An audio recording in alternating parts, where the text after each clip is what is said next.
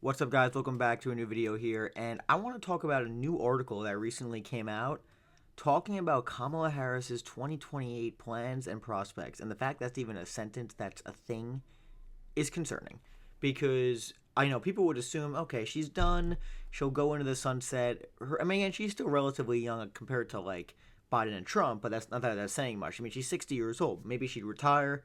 No, no, no. She still has big political plans, according to an article out of Politico, where Kamala Harris is telling her staff to keep her options open, talking about in 2026 running for governor of California, which I think is probably going to be the more likely option. But get this, Kamala Harris is planning to potentially run for president in 2028. What? Guys.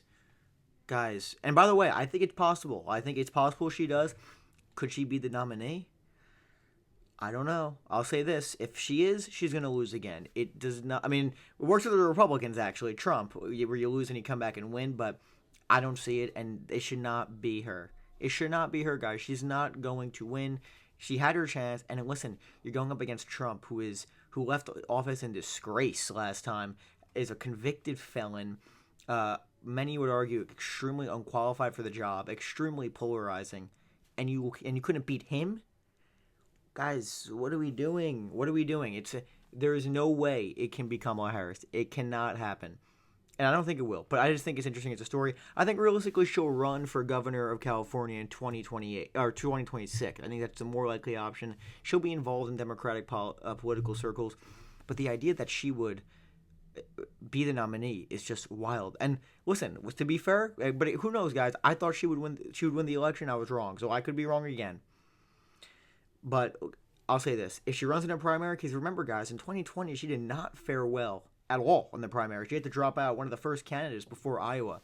But because she was vice president, because of the name recognition, because she was just the Democratic nominee, she'd probably do extremely well in the primary. She'd be one of the top contenders. But would she be able to win outright?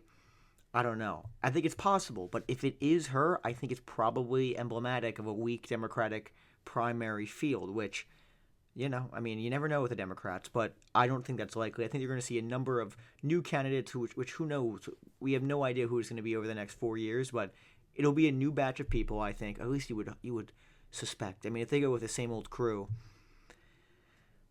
I mean, you just don't know. But I think a lot is going to depend on how the Trump administration does in terms of how they're perceived. But Kamala Harris, the headline, is considering running for president again in 2028. Pretty wild stuff. And I think a lot of it's going to come down to whether or not she can have the support from the Obamas, for example, or a lot of the other Democratic elites. I don't think so. And frankly, I don't think there's going to be an appetite from donors, for example.